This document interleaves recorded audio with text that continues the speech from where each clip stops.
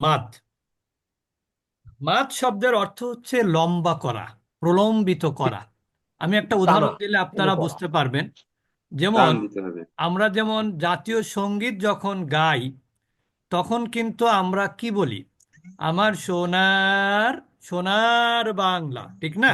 এই যে যে সোনার বাংলা বলি, এটা কিন্তু আমরা যে সুরকার, তার কাছ থেকে আমরা শুনেছি, এটা আর কোনো চেঞ্জ হয় না। তার মানে কি, এটা জি। এইভাবেই শুনতে ভালো লাগে।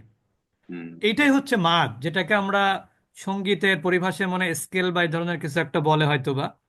তা এই মাদ কিন্তু আপনাকে আপনার অর্থের মধ্যে পরিবর্তন আনা, পরিবর্তন ঘটানোর ক্ষেত্রে বড় ভূমিকা রাখে।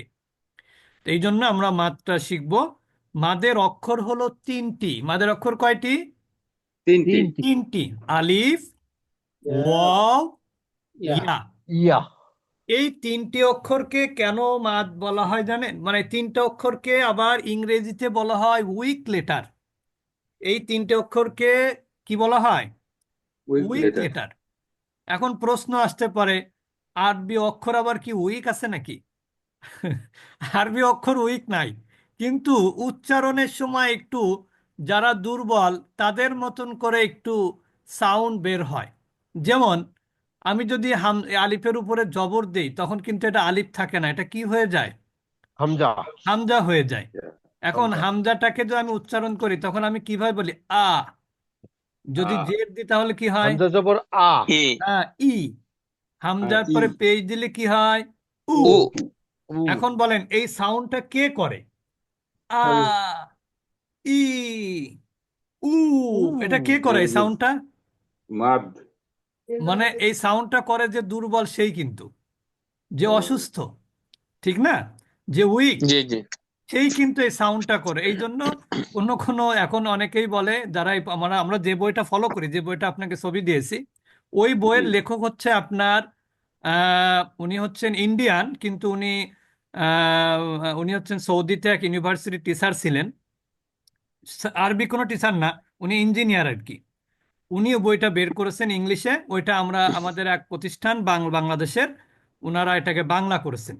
সেই বইয়ের আলোকে আমরা পড়াই। ওই বইয়ের লেখক এটাকে বলেছেন, এই তিনটা অক্ষরকে দুর্বল অক্ষর বলেছেন। দুর্বল অক্ষর বলেছেন এই তিনটা অক্ষরকে। কোন তিনটা অক্ষরকে? মাদের তিনটি অক্ষরকে। সেই তিনটা অক্ষর হলো আলিফ, ওয়াও, ওয়াও। ওয়াও। ইয়া। ইয়া। ইয়া। আলিফ, ইয়া। ওয়াও, ওয়াও। ইয়া। ওয়াও। ইয়া। জি। ওয়াও। ইয়া। এখন আলিফকে কেন্দ্র করে যে মাদ হয়, সেটা হলো আলিফ মাদ। ওয়াওকে কেন্দ্র করে যে মাদ হয়, সেটা হলো ওয়াও মাদ। ওয়াও মাদ। ওয়াও মা। ইয়াকে কেন্দ্র করে যে মাদ হয়, সেটা হলো ইয়া ইয়া। মাদ। ইয়া ইয়া মাদ। মা। এখন আপনার মনে প্রশ্ন জায়গাটাই স্বাভাবিক। তা আলিফকে কেন্দ্র করে মানে কি? আলিফকে কেন্দ্র করে মানে হচ্ছে, আলিফ মানেই কিন্তু খালি, ঠিক কি না? ঠিক। খালি। আলিফ অর্থ কি? খালি। কিন্তু খালি। তার পূর্বে থাকবে জবর। যখন আলিফের পূর্বে জবর থাকবে, তখন মনে করবেন যেটা আলিফ মাদ। আমার কথা কি বুঝেছেন? জি। আলিফের জি। পূর্বের অক্ষরে জবর থাকলে সেটা কি হবে? আলিফ আলিফ মাদ মা। হবে। আলিফ মাদ। যেমন দেখেন, আমি যদি এখানে লিখি মা। হা, আলিফ জবর হা, এটা কি মাদ হলো? আলিফ মাদ। আলিফ মা। আলিফ আলিফ মাদ। মাদ হলো। বুঝতে পেরেছেন? এবার হুম। জি। ওয়াও মাদ কখন হবে? ওয়াও সাকিন তার পূর্বে পেশ। ওয়াও সাকিন তার পূর্বে পূর্বে পেশ। পেশ। বেশ। আমরা এভাবেও বলতে পারি যে পেশের বামে যজমালা ওয়াও। তা আমার মনে হয় হুম। আপনি এটা বললে বেশি ভালো হয়। আলিফের হ্যাঁ। ডাইনে জবর, ওয়াও সাকিনের ডাইনে পেশ, ইয়া সাকিনের ডাইনে জের। এটা সহজ না? জি জি। হুম। আলিফের ডাইনে জবর। কিন্তু আসলে বহির্বিশ্বে আলিফটাকে খালি বলে না। ওরা মাত, আলিফ মাত কাকে বলে জানেন? ওরা বলে যে আলিফ সাকিন ডাইনে জবর। আসলে কোনো অক্ষর কিন্তু খালি না। তা আমরা বাংলাদেশে যেটা, সেটাই আপনাদেরকে বললাম। আলিফের ডাইনে জবর হলে আলিফ মাত, ওয়াও সাকিনের ডাইনে পেশ হলে ওয়াও মাত, ওয়াও মাদ। ইয়া সাকিনের ডাইনে জের হলে ইয়া মাত। ইয়া মাদ। তার ইয়া মানে মাদ। হচ্ছে, আপনি যখনই কোনো জায়গাতে আলিফ দেখবেন, তখন আপনার মাথায় কি আনতে হবে? ডাইনে জবর আছে কিনা। এবং জবরই থাকবে। আলিফ যদি খালি থাকে, সাধারণত ডাইনে কি থাকে? জবরই থাকে। তখন কিন্তু এটাকে আলিফ মাদি বলতে হবে। আবার যখন আপনি ওয়াও অক্ষরের উপরে সাকিন দেখতে পাবেন, তখন কিন্তু আপনাকে কি করতে হবে? খেয়াল করতে হবে তার পূর্বের অক্ষরে পেশ আছে কিনা। যদি পেশ থাকে তাহলে কি হবে সেটা? মাদ হবে। ওয়াও মাদ, ওয়াও মাদ হবে। ওয়াও মাদ। ঠিক একইভাবে যখন ইয়া অক্ষরের উপরে যখন সাকিন দেখতে পাবেন বা জজম দেখতে পাবেন, তার পূর্বের অক্ষরে জের আছে কিনা এটা আপনাকে খেয়াল করতে হবে। যদি তার পূর্বের অক্ষরে জের থাকে তাহলে সেটা কি মাদ হবে?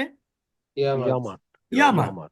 তাহলে আমরা ইয়ামাত। বলবো আলিফের ডাইনে জবর, সবাই বলি আলিফের ডাইনে আলিফের জবর, ডানে ওয়াও জবর, সাকিনের ডাইনে পেশ, ওয়া সাকিনের ডাইনে সাকিনের পেশ, ডাইনে ইয়া পেশ, সাকিনের ডাইনে জের।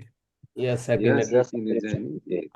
আলিফের ডাইনে জবর হলে আলিফ মাদ, আলিফের ডাইনে আলিফ মাদ, জবর হলে আলিফ মাদ, ওয়াও সাকিনের ডাইনে পেশ হলে ওয়াও মাদ, ওয়া ওয়া সাকিনের সাকিনের ডাইনে ডাইনে ওয়া মাদ, ইয়া সাকিনের ডাইনে জের হলে ইয়া মাদ। ইয়া সাকিনের ইয়া ডাইনে সাকিনের পেশ ডাইনে হলে ইয়া একটু কি মনে থাকবে ইয়ামাত। না? ইনশাআল্লাহ। কারণ হচ্ছে কি জানেন, ওয়াওয়ের সাথে পেশের একটা সম্পর্ক আছে, ইয়ার সাথে আবার জেরের সম্পর্ক আছে, বুঝতে পেরেছেন? আর জি আলিফের জি। সাথে কার সম্পর্ক? জবরের। জবরের। তাহলে আমরা বলতে জবরের। পারি আলিফের সাথে জবরের সম্পর্ক, ওয়াওয়ের সাথে পেশের সম্পর্ক, ইয়ার ইয়ার সাথে সাথে জেরের জেরের সম্পর্ক। সম্পর্ক। এর সাথে জেরের জেরের সম্পর্ক। তাহলে সম্পর্ক। আলিফের সাথে জবরের সম্পর্ক, ওয়াওয়ের সাথে পেশের সম্পর্ক, আর ইয়ার সাথে জেরের জেরের সম্পর্ক। সম্পর্ক। জেরের সম্পর্ক। এখন এরকম যদি হয় আলিফ মাদ, ওয়াও মাদ, ইয়া মাদ, তাহলে মাদ কতটুকু করতে হবে? এক আলিফ পরিমাণ। এক আলিফ। কতটুকু? এক এক আলিফ। আলিফ। এক আলিফ। এক আলিফ পরিমাণ। এখন বলেন এক আলিফ পরিমাণকে আপনি কি কিভাবে পরিমাপ করবেন? একটা প্রশ্ন আসে না? এক আলিফের কোনো পরিমাণ আছে? আলিফ। আছে তো অবশ্যই। আলিফ। না। অক্ষরটা পড়া যেমন শুধু, দেখেন আপনি সাকিনটা তো পড়া। বলতে পারেন যে 1 কেজি চাউল, এটা আপনি একটা পাত্র তৈরি করে নিতে পারেন। 2 কেজি চাউল একটা পাত্র তৈরি করে নিতে পারেন, ঠিক না? কিন্তু জি মাদের তো আর জি এরকম কোনো পাত্র নাই, ঠিক? জি। মাপও নাই। এই মাদের হচ্ছে 2 হারাকা। এক আলিফ মাদ সমান সমান 2 হারাকা। এখন প্রশ্ন হলো হারাকা আবার কি জিনিস? হুম। হারাকা হচ্ছে আপনার হাতের শাহাদাত আঙ্গুল যেটা, ওই আঙ্গুলটাকে উপর নিচে করবেন, উপর নিচে করছেন। এইটা জি 2 বার করতে, আপ ডাউন করতে যে সময় লাগে স্বাভাবিক গতিতে, সেইটাই হলো 2 হারাকা। হারাকা শব্দের অর্থ হচ্ছে মুভমেন্ট। হারাকা শব্দের অর্থ কি? মুভমেন্ট। মুভমেন্ট। এখন আপনার মুভমেন্টটা, আঙ্গুলটা কি হবে? উপরে উঠবে, নিচে নামবে। নিচে নামবে 2 বার। কয়বার? 2 বার। 2 বার। তো এই 2 বার হতে যে সময়, এইটা হচ্ছে এক আলিফ মাদ বা 2 হারাকা। মনে থাকবে? আচ্ছা, জি এখন আমরা আসি। দেখেন এই যে যে আমরা এই যে মাদ বললাম, আলিফ মাদ, ইয়া মাদ, দ মাদ, ইয়ামাত। আমরা কেন এত গুরুত্ব দিলাম? তার কারণ হলো ওরে বাবা। কোরআনে আলিফ মাদ আছে 5100 বার। কতবার? 5100 বার। 100 বার। 5100 জায়গাতে আলিফ মাদ আছে কোরআনে। ইয়া মাদ আছে কত জায়গাতে? 7800 বার। 7800 বার। আর ওয়াও মাদ আছে ওয়াও মাদ 9200 বার। 9200 বার। তার মানে হিসাব করে দেখেন, 9 আর 7 16, আর 16 আর 5 21, আর এখানে 2 আর 8 22। 22। 22100 জায়গাতে আপনার এই মাদগুলো মাদ আছে। আছে। তাহলে আপনার মাদ পড়া কি জরুরি কিনা? জরুরি। জরুরি, অবশ্যই তাহলে জরুরি। 22100 জায়গাতে মাদের ব্যবহার আছে। এখন আমরা চলে যাব একটু মাদের প্র্যাকটিসে। আমরা যে লাইনটা আপনারা দেখতে পাচ্ছেন, এটা কিন্তু সবগুলো কিন্তু আলিফ মাদ, ঠিক না? জি যেমন দেখেন এখানে মা, ওয়ামা, ফামা, কামা, সবগুলো কি মাদ? আলিফ মাদ। আলিফ মাদ। কারণ কি? সবার আলিফের পূর্বে জবর, ডানে আলিফ। এখানে আলিফের জবর পূর্বে জবর, এখানে আলিফের জবর পূর্বে জবর, এখানে জবর আলিফের পূর্বে সবগুলা। জবর। এবার আমি বললে আপনারা বলবেন, বলেন মা।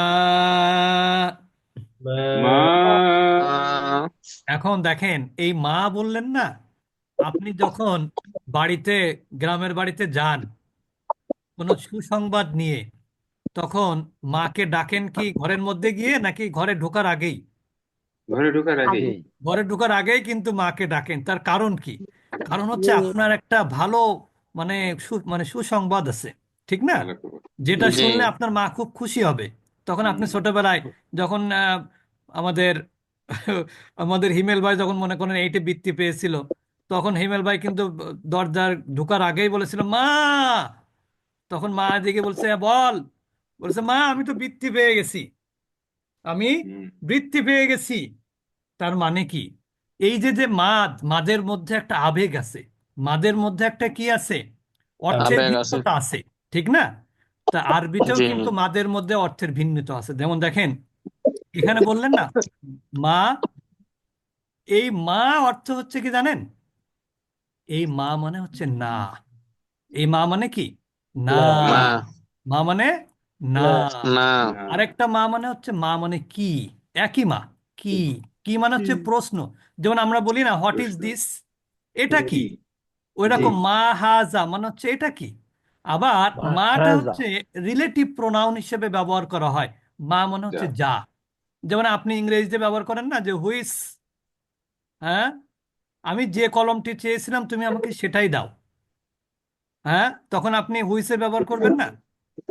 জি, তারপরে জি যে লোকটা এসেছিল, হু, এই যে যে আমরা এগুলো ব্যবহার করি, আরবিতে কিন্তু এরকম মা ব্যবহার করা হয় বাক্যের মাঝখানে এই এই ক্ষেত্রে। তার মানে এখন যদি আপনি মিম জবর মা বলেন এখানে মাদ না করে, তাহলে কি এই সমস্ত অর্থ হবে এখানে? না। না, হবে না। এই জন্য মাদ জরুরি।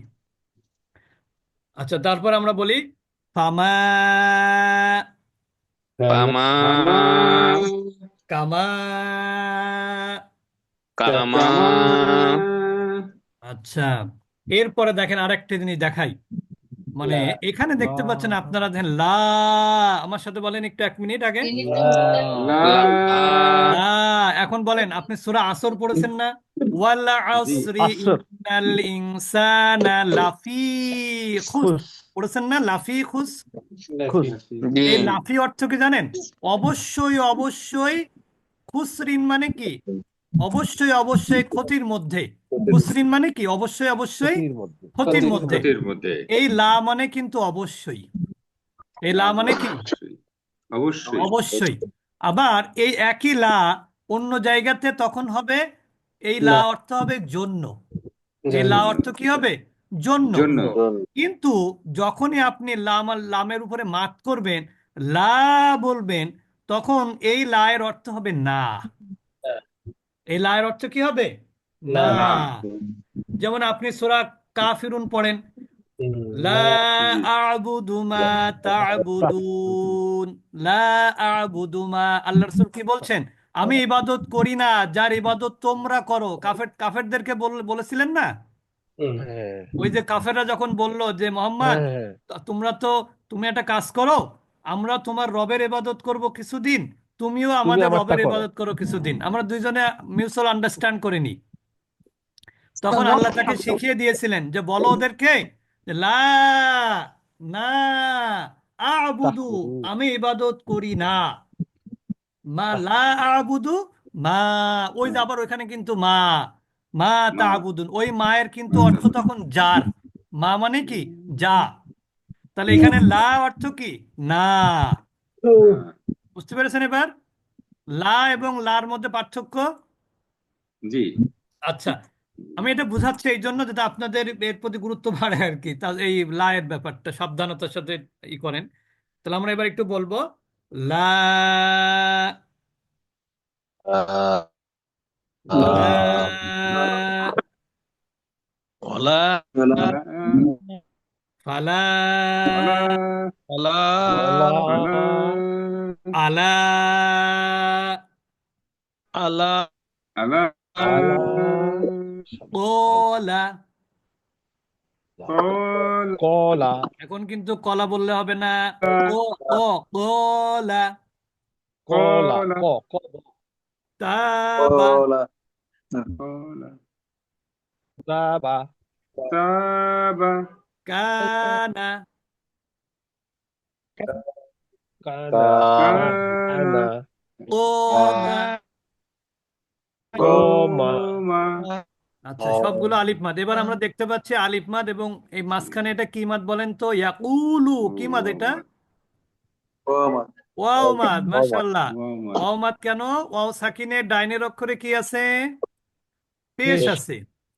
পেশ তাহলে আছে পেশাতে তাহলে ক্বালা ইয়াকুলু কলা قال ইয়াকুলু يقول ক্বালা ইয়াকুলু قال কলা يقول ইয়াকুলু তাবা ইয়াতুবু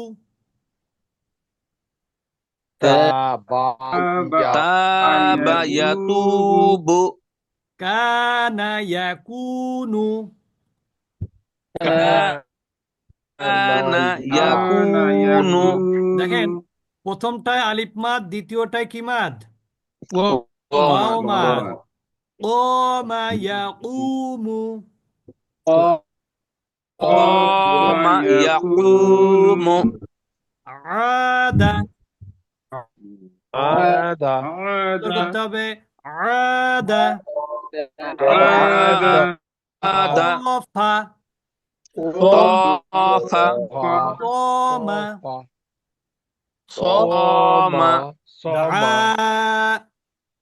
দা بن আদা ইয়াউদু عاد يعود طافা ইয়াতুফু طاف يطوف صامা ইয়াসুমু صام يصوم دعا يدعو دعا يدعو زاد زاد غاب غاب তাহলে গয়নের উপরে জবর হলে কি হয়? গবা। غاب আশা عاش বাআ باع বাআ باع মাশাআল্লাহ। জাদা ইয়াজিদু زاد يزيد বলেন তো দ্বিতীয় শব্দে কি মাদ? ইয়ামাদ। ইয়ামাদ। মাশাআল্লাহ। ইয়ামাদ। ইয়ামাদ কেন? ইয়া সাকিনের পূর্বের অক্ষরে জের আছে, ঠিক না? زين গাবা ইয়াগিবু غاب يغيب আশা ইয়াঈশু عاش يعيش বাআ ইয়াবিউ باع يبيع বাআ ইয়াবিউ باع يبيع নামা ইয়ানামু نام ينام বলেন তো দ্বিতীয় শব্দে কি মাদ? ألف مان ألف ماد মাশাআল্লাহ। আমি মনে করছি ইয়া দেখে আপনারা বিভ্রান্ত হবেন, কিন্তু আপনারা বিভ্রান্ত হননি। খাফা ইয়াখাফু خاف يخاف কাদা ইয়াকাদু كاد يكاد বাআ ইয়াবিউ باع يبيع ইয়াকুলু يقول ইয়াতুবু يتوب ইয়াকুনু يكون ইয়াকুমু يقوم সবগুলো কি মাদ? ألف কারণ ماد কি? মাদ। ওয়াও সাকিনের পূর্বের অক্ষরে কি আছে? পেশ পেশ। আছে। মাশাআল্লাহ। ইয়াউদু يعود ইয়াতুফু يطوف ইয়াসুমু يصوم আচ্ছা মাশাআল্লাহ। আমরা এই পর্যন্ত আজকে রাখবো, কারণ আমরা কি মাদ পড়েছি তাহলে? বেসিক মাদ। বেসিক মাদের মধ্যে আলিফ Basic মাদ, ওয়াও ওয়াও মাদ, মাদ ইয়া ইয়া মাদ। মাদ يا ماد এটার মাদের পরিমাণ কতটুকু? এক আলিফ বা দুই হারাকা। حركة এক আলিফ বা حركة দুই হারাকা। হারাকা আমরা ইনশাল্লাহ আগামী শুক্রবার সন্ধ্যা 6:15টায় পরবর্তী বেসিক মাদ বাকি আছে। খাড়া জবর, খাড়া জের, উল্টা পেশ, আলিফ মা, এই দুইটার সাথে আমরা একটা কম্পেয়ার করে ইনশাল্লাহ আমরা এই বেসিক মাদ আগামী শুক্রবার আমরা শেষ করে আমরা চেষ্টা করব সেকেন্ডারি মাদে যেতে। আল্লাহ যেন আমাদেরকে সাহায্য করেন। আর অবশ্যই আল্লাহুম্মা আপনারা আমিন। 6:15টার মধ্যেই ক্লাসে অ্যাটেন্ড করার চেষ্টা করবেন। আর আপনারা এখানে নাম্বার দিলে কিন্তু আমি নাম্বার রাখতে পারবো না, আমাকে আমার আমার হোয়াটসঅ্যাপ নাম্বার দিচ্ছি আচ্ছা আপনাদেরকে। আচ্ছা হোয়াটসঅ্যাপ ওখানে দিয়ে নাম্বারে দিন। একটু নাম্বার দিতে হবে, নাইলে এখানে নাম্বার চলে যায় ক্লাস শেষ হয়ে গেলে। এই আচ্ছা আচ্ছা নাম্বারটা আচ্ছা আমরা চ্যাট বক্সে যেটা দিচ্ছেন এটা আমরা আর পাবো না খুঁজে। আচ্ছা তা আপনারা একটু আমার মোবাইল নাম্বার দিয়ে দিব আমি এখন আপনাদেরকে, আপনারা ইনশাল্লাহ। ওইখানে আপনাদের নাম্বারটা দিবেন, আমার হোয়াটসঅ্যাপ নাম্বারে দিয়ে দিবেন আপনাদের নাম্বারটা। তা ঠিক আছে। আমি একটু নাম্বারটা দিচ্ছি, 01 01 711 711 28 28 38 38 12। 12। এইটা হচ্ছে আমার নাম্বার। এই